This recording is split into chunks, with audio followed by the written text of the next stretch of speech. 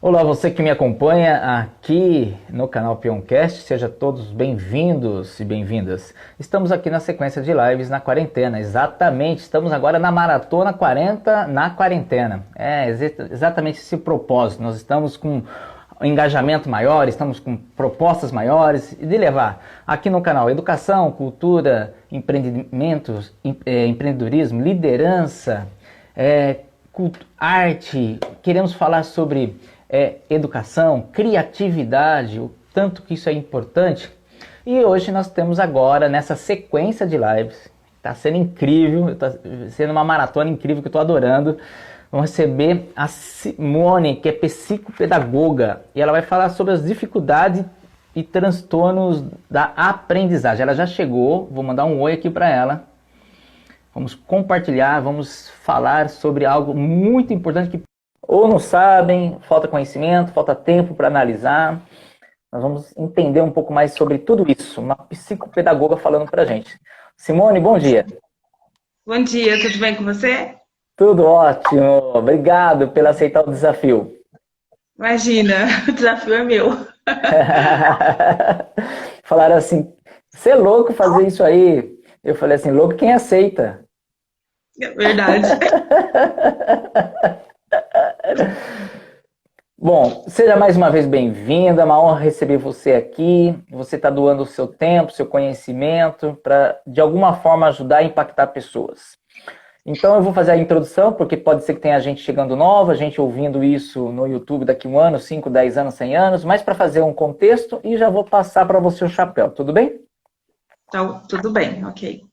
Então tá bom. O canal Peoncast, ele nasce com o propósito de interagir com as pessoas, conectar, trazer essa presença virtual. A gente sempre falou que a internet faz parte da vida das pessoas, mas o brasileiro usava muito a internet para entretenimento, que não tem nada de errado, perfeito, porém, para trabalho, para estudar, para ensinar, não era hábito de todos nós brasileiros, não. A maioria não fazia isso virtualmente.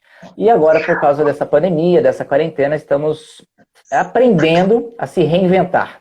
E aí, nós estamos falando de temas mais diversos, incríveis, de saúde, a arte, a cultura, empreendedorismo, liderança, temas incríveis que de alguma forma geram conteúdo para que as pessoas possam ter um assunto novo para pensar e até para conduzir a própria vida.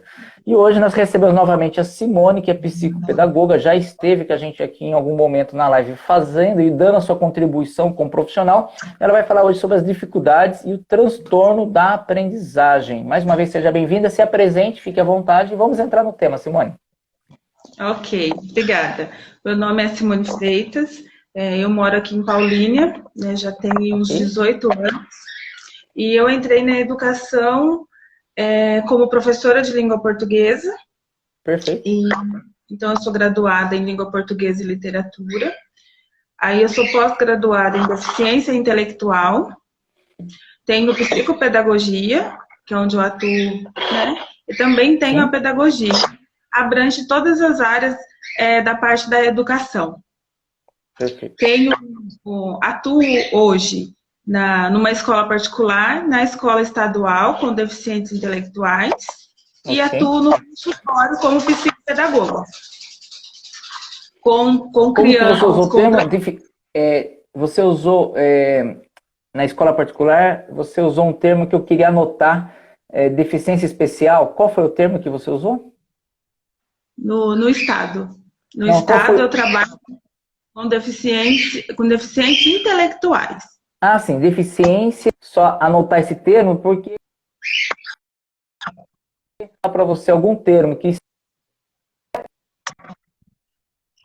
né? Porque a gente às vezes acaba popularizando algumas coisas. Eu queria que você pudesse falar, me corrigir, até para ficar correto algumas coisas aqui. Deficiência intelectual.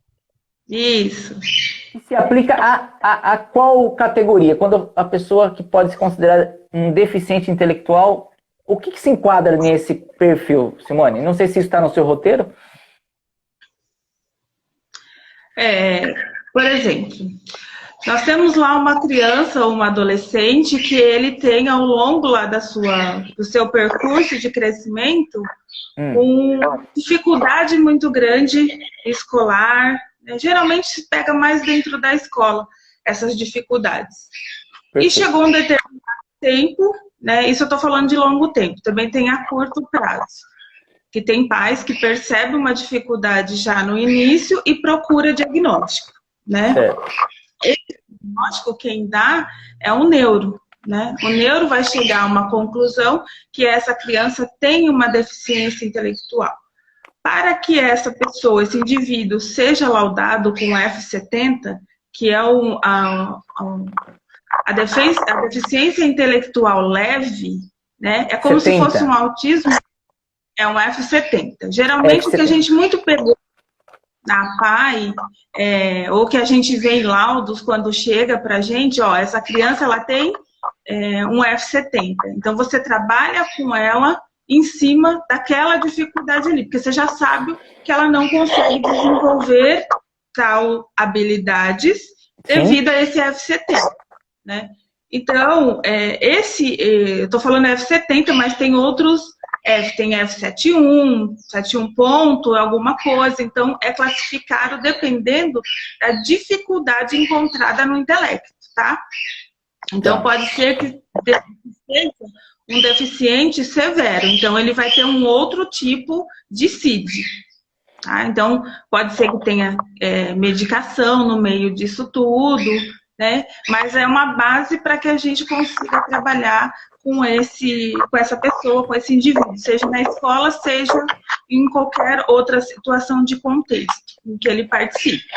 Normalmente é a escola que percebe essas características ou também os pais percebem e procuram ajuda da escola? Os dois. Eu vou falar de experiência que eu tive, né? Tá. Então, eu estava na PAI, eu vi muito F70. Tá. Então, assim, tem esse leve até o moderado. E nós conseguíamos trabalhar com eles. Eu vou falar de um jovem por volta de 23 anos, só que ele ainda era classificado não com seus 23 anos, porém uns 18 anos. Ah, tá? ele tinha um... Isso, consegue perceber a deficiência intelectual? Você Perfeito. tem uma idade cronológica, mas tem uma idade mental reduzida, né? Então, nós trabalhávamos com eles nesse sentido, de fazer com que ele seja pertencente à sociedade. Por exemplo, qual era o intuito dele e da família? Trabalho. Então, nós trabalhávamos questões matemáticas diferente do conteúdo escolar. Segundo a família, ele não conseguiu acompanhar na escola, e aí chegou um determinado momento que a família fala, não vai aprender mais, pum, desiste. Ou desiste, ou acaba dando terminalidade mesmo no ensino, porém o conteúdo aprendido não é fixado no cérebro, né? Não entra, não fica nele, não tem aquela aprendizagem escolar. E Perfeito. como, digamos, nós que conseguimos captar tudo isso. Porém, trabalhado outras coisas e ele consegue ser inserido no mercado de trabalho, como o PC, o PCD, né? E assim, tem todas as responsabilidades que o outro indivíduo que não é caracterizado com DI faz. E hoje você tem uma dimensão, por exemplo, existe ainda a tal do preconceito? Tipo assim, essa criança tem determinada coisa, situação, essa deficiência intelectual. Existe ainda em 2020 um preconceito pela própria sociedade em relação a isso, professor? Na minha visão, sim, né? Pode ser que em poucos, com não tanta frequência quanto se via antes, né? Mas ainda é perceptível, sim. Pode ser que aos olhos de muitos não, mas quando você tem um olhar, mas assim você percebe. Exemplo, quando você vai ao mercado, né? Ou melhor, quando você tem vaga de trabalho, o que vai ser oferecido para esse deficiente? Né? Vai ser oferecido sempre um cargo abaixo. Ok, todo mundo começa de uma base para estar chegando. Porém, eles vão olhar a limitação dele, não o potencial dele. Às vezes, né, o A pessoal limitação é mais valorizada do que o potencial. Sim, com certeza. Tá? Embora se a gente encontra muito a fala que, olha, ele é muito melhor, né, do que aquela pessoa que não tem nada. Então, olha só. Aí acaba classificando esse tem alguma coisa, né, ainda, como falava-se antigamente, ele é doente, né? Deficiência não é doença, transtorno não é doença. Né? Então tem que tirar isso ainda, sabe? E isso é missão da escola, dos meios de comunicação que acabam tendo uma deficiência ou um desinteresse de promover esse tipo de assunto e acaba também deixando de informar a população, ou é uma combinação? A própria instituição familiar, a própria instituição escola, a instituição de comunicação na sua mais ampla, né, os meios de comunicação, trabalharem, divulgarem mais esse tipo e mostrar esses pontos que um transtorno não é doença, que uma pessoa que tem uma limitação ali em alguma área, ela pode ter um potencial que supera em outras. Isso é um conjunto da obra, não é existe uma proposta para que isso seja mais aberto e mais natural? Uma coisa natural, assuma uma coisa natural. Eu vejo que a proposta da inclusão, ela veio justamente para isso, né? Para quebrar esses paradigmas, para tirar essa visão, né? Esse olhar ainda estagnado no passado. Porém, a gente ainda encontra essas facetas aí, por exemplo, no ambiente escolar, onde nós temos hoje o aluno incluso, com diversas peculiaridades aí encontradas, né? Como assim dizer, um com síndrome de Down, outro com autismo, outro com deficiência intelectual, outro com Asperger, outro com TDAH. Então, nós temos, assim, uma variedade muito grande. Porém, eu ainda vejo uma certa dificuldade dos meus colegas professores em atuar nesse sentido. Muito se busca, para nós, professores da sala de recurso, orientações de como agir, como atuar. Porque o aluno inserido nesse contexto de inclusão, ele precisa estar incluso, ele precisa participar de todas as atividades, porém, a gente tem que fazer adaptações para que ele, às vezes, compreenda certas palavras, compreenda certas atividades de aritmética, né, de leitura. Então, precisa ainda ter esse olhar refinado. Ele está ali dentro daquele contexto? Sim, mas ele realmente tem que estar inserido de corpo e alma. Eu não posso aplicar uma atividade no meu contexto geral de sala para esse aluno também. Eu tenho que entender que ele tem uma certa limitação, ou às vezes ele tem uma superdotação. Ele está além daquilo ali. O sistema permite que ele seja avaliado com esse outro, tipo assim, eu estou sentado do lado, eu tenho facilidade, sou considerado um aluno normal, tiro X notas. A avaliação dele, ele faz menos notas, é feito de outra forma, e a nota também, em termos de nota, ele vai tirar uma nota igual ou melhor que a minha, mas aplicado uma outra técnica, seria isso? Isso, seriam, assim, adaptações. Exemplo, às vezes, por exemplo, o aluno com dislexia, ele não vai entender, às vezes, na entrelinha. Às vezes, ele não vai conseguir ainda ter aquela aptidão de leitura. Mas se você tiver um ledor, ou se você conseguir fazer propostas diretas para ele, por exemplo, né, nós temos lá, a menina passeava pelo jardim, olhou para o céu e viu o lindo sol, né? Então, se eu fazer uma pergunta mais complexa, né? Por onde aquela menina caminhava, né? Ou como era o tipo do dia que estava acontecendo, aquela criança com dificuldade não vai conseguir entender. Mas se eu fizer uma pergunta direta, onde ela estava, que cor é o céu, entendeu? Ela vai compreender. Qual é a diferença? Eu estou fazendo a mesma situação de texto, de pergunta, porém de uma forma A diferente. abordagem é outra. Isso. É isso daí. Pode-se dizer que na educação, no modelo, vamos falar de escola mais pública, porque às vezes a escola particular ela tem um diferencial, vamos dizer assim, ou menos alunos.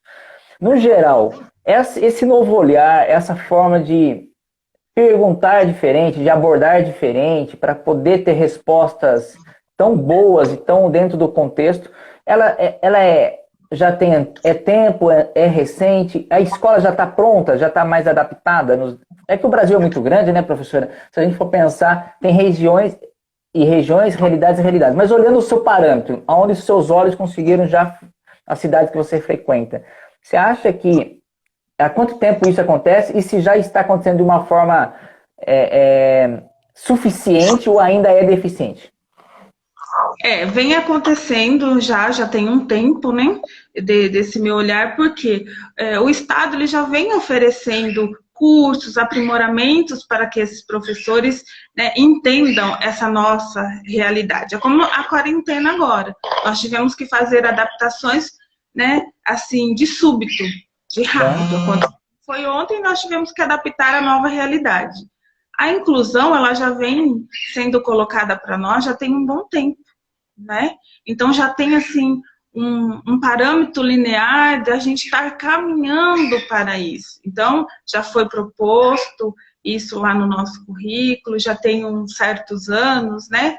Bastava ser apenas mais enfatizado. E eu vejo muito isso nas reuniões de ATPC, né? As salas hoje são diversos lugares que existe sala de recursos, temos também a EE, né? Nós temos apoio sempre da APAE, que está sempre apoiando esses alunos, que às vezes nós temos alunos pervasivos, que então tem que ser ficado na APAE. Então, estamos caminhando evolutivamente bem. Ótimo. E professora, não está dentro do tema do que você está falando, mas só por uma curiosidade,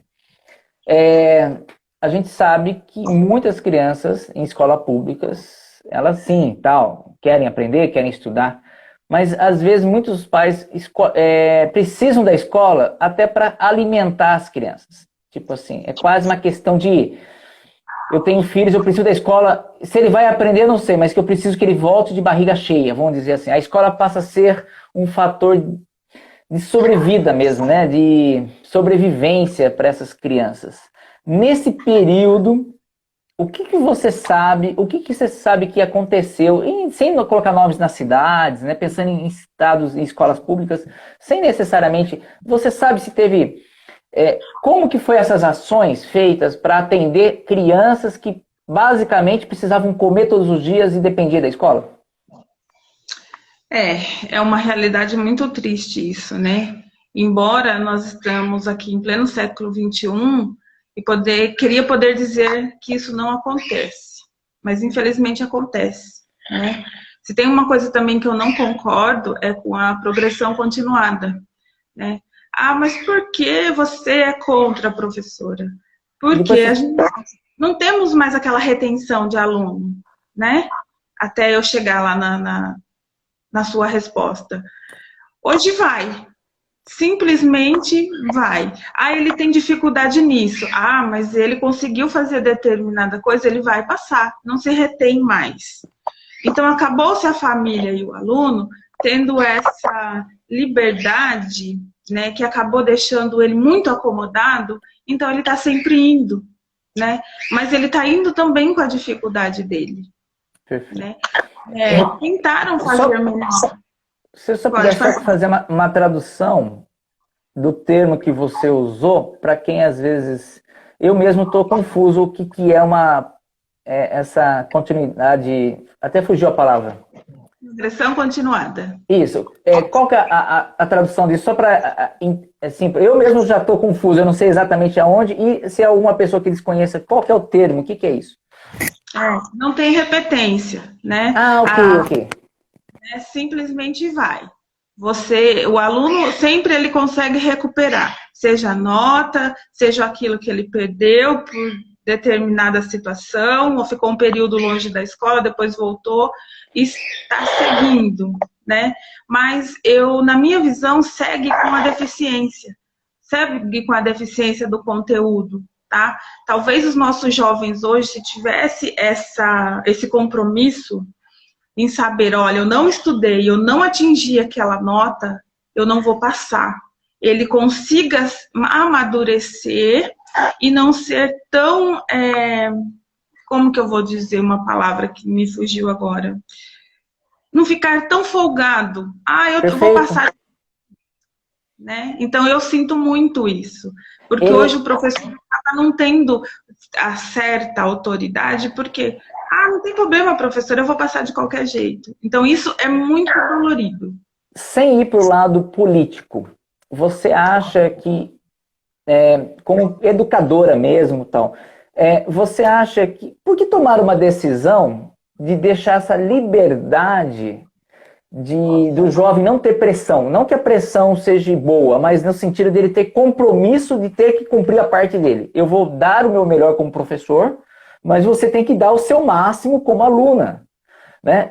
Você consegue entender qual foi essa concepção do processo pedagógico? Em que momento da história fala assim, isso nós não vamos repetir porque não é bom para alguma coisa? Você conseguiu perceber isso? Tem um porquê que a gente não consegue, talvez, do lado de fora, identificar? Eu acho assim, teve um afrouxo, né?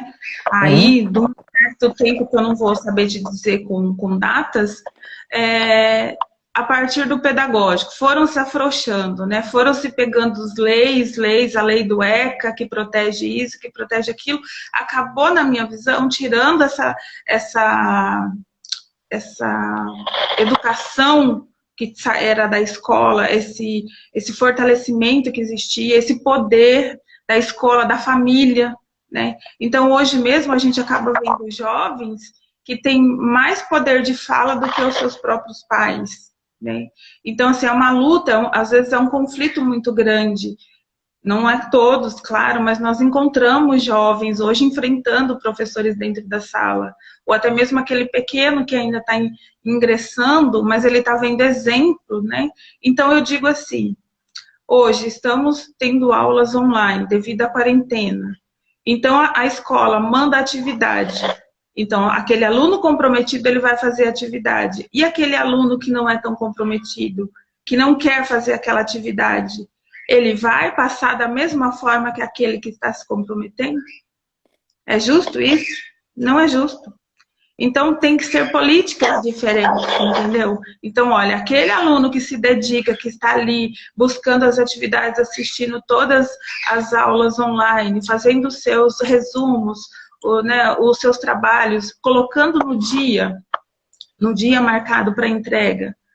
E aquele outro, eu não vou fazer, porque eu vou passar do mesmo jeito. Já acabou o mesmo ano. Então, olha ainda a mentalidade que a gente tem de pessoas em pleno século XXI.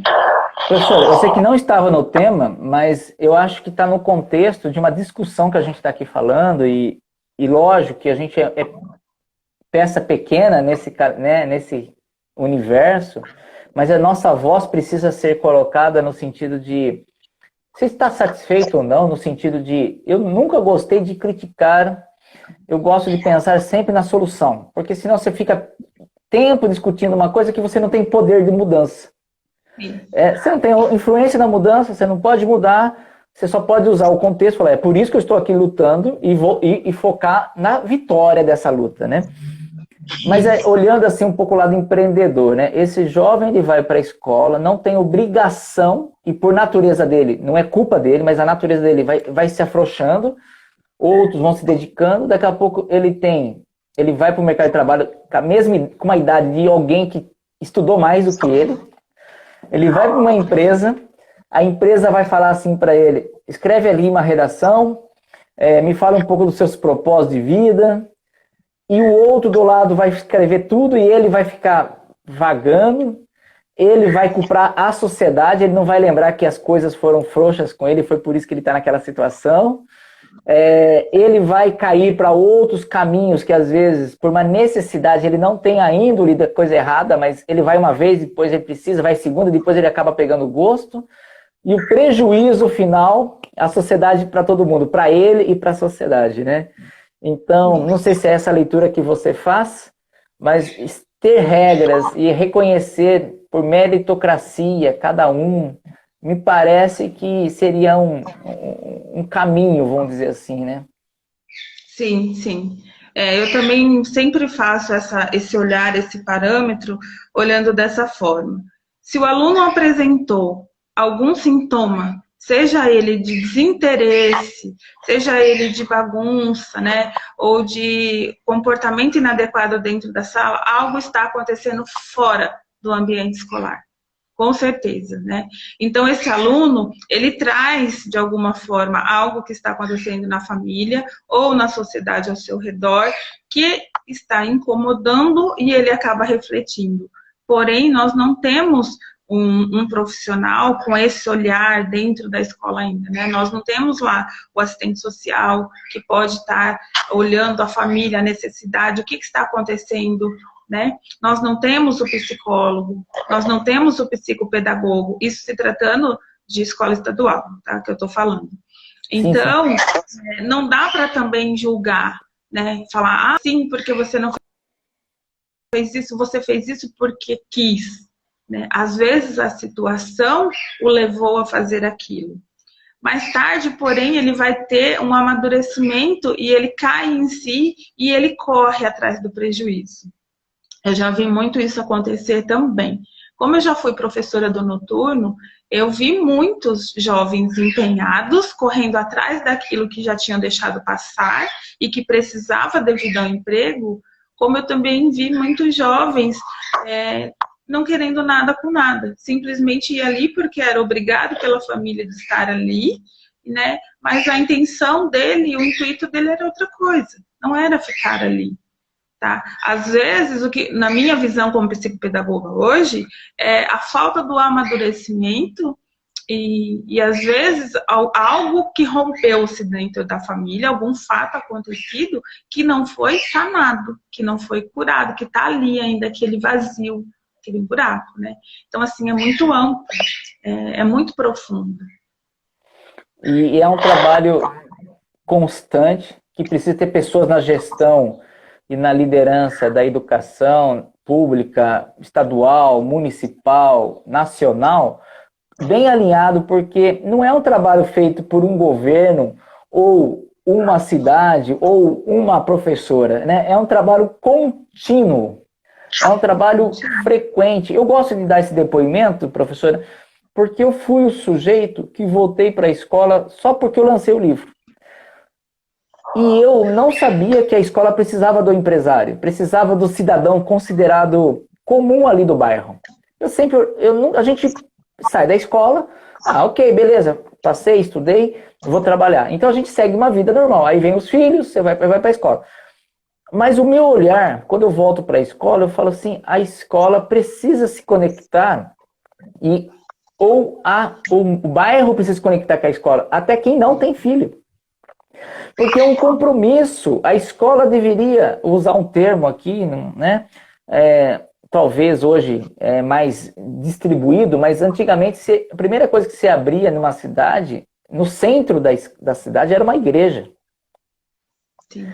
Olhando com meus olhos de hoje, né, que com todo respeito a todo mundo que já lutou pela educação, pela igreja, pela fé, enfim, independente das crenças, quem tinha que estar no centro da cidade era a escola.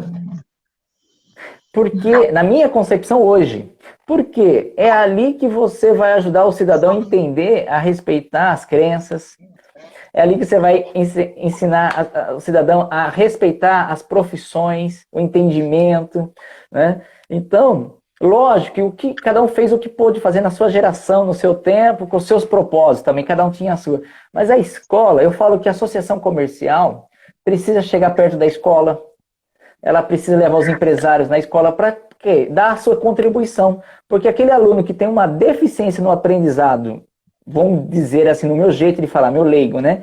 Na leitura ou na escrita, ele pode ser muito bom no serviço que aquele empresário está lá, executando. E ele vai falar, olha, eu já tive problemas assim, assim, assado, e hoje eu sou fulano, sou um empresário. Aí aquele aluno ouve e fala, nossa, então, mesmo tendo dificuldade, eu posso amanhã me tornar ele. Enfim, fazer uma troca de jogos de experiência, né? para que possa interligar mais os interesses, porque no fundo, todo mundo vai para o mercado de trabalho, todo mundo vai estar conectado no quesito comercial. Então, se a criança sair com uma deficiência no aprendizado, ela não vai trabalhar ou arrumar um emprego bacana, né? Essa é a bandeira que eu levanto, porque eu defendo que as pessoas têm que ser independentes, e nada melhor que ser independente é você ter o seu próprio dinheirinho, seu entendimento, andar para lá e para cá, ter liberdade de ida e vinda, né? E isso tem a ver com conhecimento, né? Com entendimento que a escola vai fazer lá, e ajudá-lo a aprender do canal que ele tem facilidade, não naquilo que eu quero ensinar, mas da forma que ele pode aprender, né? Pegando um gancho aí no que você disse, eu também não vou me atentar muito devido a datas, a fatos. Mas no século aí passados, como você disse, a igreja era no centro, né? Porque quem é que começava a educar antes? Era a igreja. Então, assim, a educação dentro da igreja, de alguma forma, porque quando se abriam, se juntavam, a primeira coisa que eles faziam era evangelizar. De alguma forma, educar aquele povo, né, na visão daquilo que eles acreditavam. Perfeito. Depois, com o tempo, foram se evoluindo, e quem é que estudava? Apenas os filhos dos barões, né? Os filhos dos barões que estudavam, porque eram aquelas cuidadoras. Pedagogia, né, ela é nova, ela foi reconhecida aí, acho que no ano passado, com o seu CBO, porque até há pouco ela não era reconhecida como profissão, assim como a psicopedagogia. A psicopedagogia não é ainda reconhecida como profissão, ela ainda está em trâmite, né? Ela aqui no Brasil, ela é muito nova, ela tem 40 anos. Ela é forte na Argentina. Na Argentina, ela é muito pedagogia. Né? A Argentina é mais tradicional. Aí, quem cuidava desses filhos dos barões, né, era considerada cuidadoras, que com o tempo foi levando o nome de pedagogas. Olha só, então a pedagogia como cuidadora, sabe? Aquela coisa de cuidar, de ensinar daquela forma.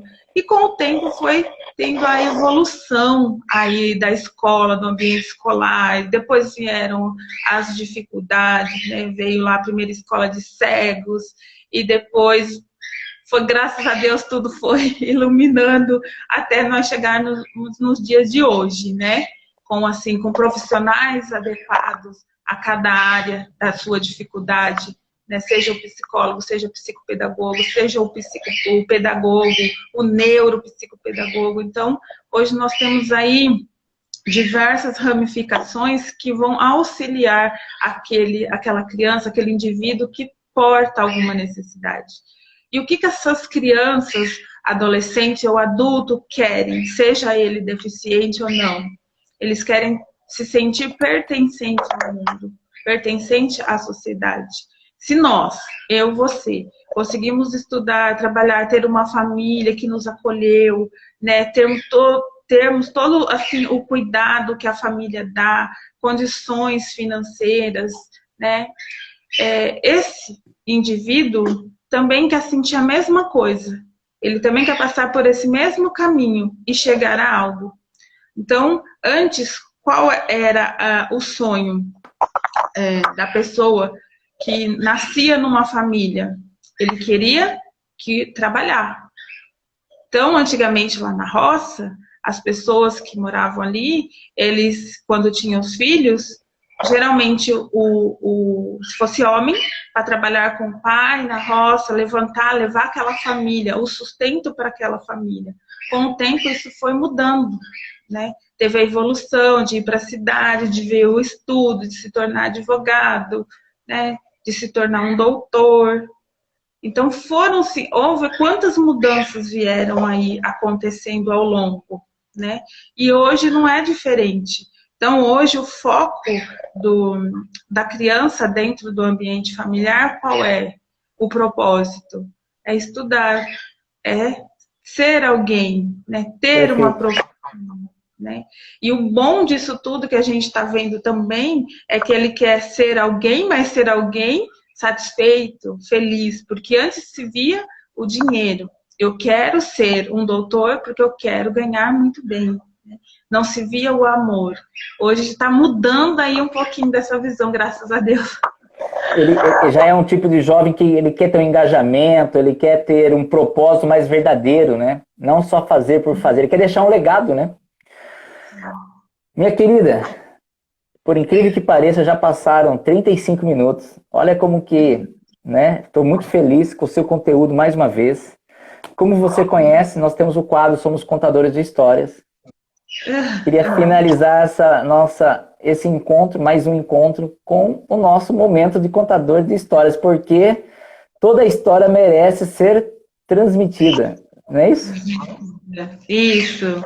Vamos lá escolher 5 palavras? Oi, Álvaro. Vamos. Oi, Leandro, chegando ali, fica à vontade. Bom, eu acho que percurso, né? Percurso. Curso. Amor, eu acho que Amor. amor vai estar em tudo.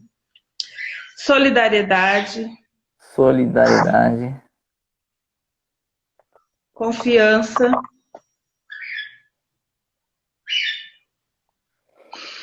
Obrigado, Álvaro. Confiança. E empatia. Empatia.